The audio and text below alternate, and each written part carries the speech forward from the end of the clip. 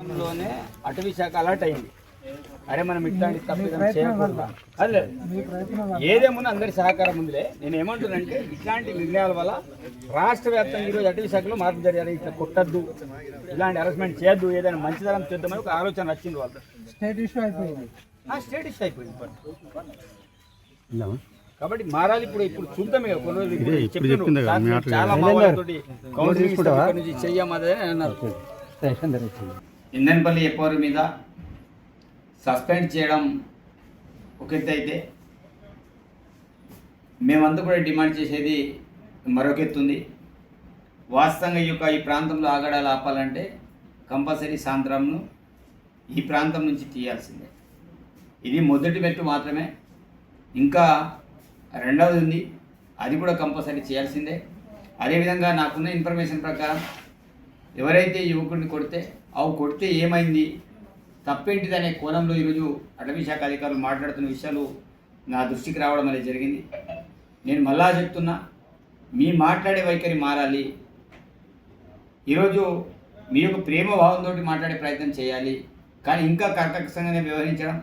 అదేవిధంగా నిజంగా యొక్క సస్పెన్షన్లో మరి పిల్లల్ని కొట్టారు, ఇల్లీగల్ యాక్టివిటీ చేశారు అనే కాన్సెప్ట్లో కాకుండా ఏదో విధులకు చెప్పకుండా బయటికి వెళ్ళినట్టు ఏదో ఆ ఆర్డర్ కాపీని రాశారని. నేనైతే ఆర్డర్ కాపీస్ మొత్తం చదవలేకపోయినా.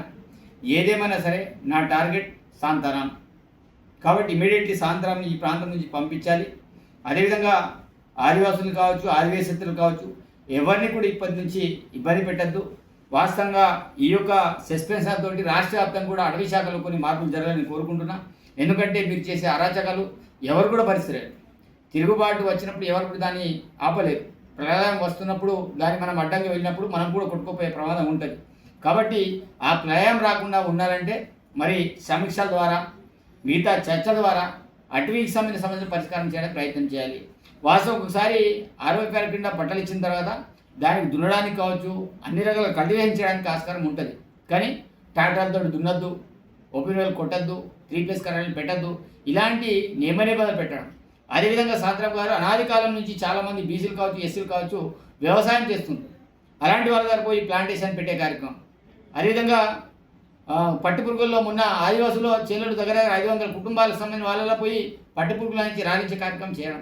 ఇవన్నీ కూడా. అదేవిధంగా 49 జియో విషయంలో కూడా ఆ ప్రాంతంలో కూడా కొందరిని పని చేయకుండా ఆపుతున్న విషయాన్ని మా దృష్టికి రావడం అనేది జరిగింది. కాబట్టి నేను మళ్ళా చెప్తున్నా, ఈరోజు కేవలం మొదటి మెట్టు మాత్రమే. రెండవ మెట్టు సాంతారాంని ఈ ప్రాంతం నుంచి తరలించాలని కూడా మరి 2 చేతులు ఎత్తి విజ్ఞప్తి చేస్తున్నాను.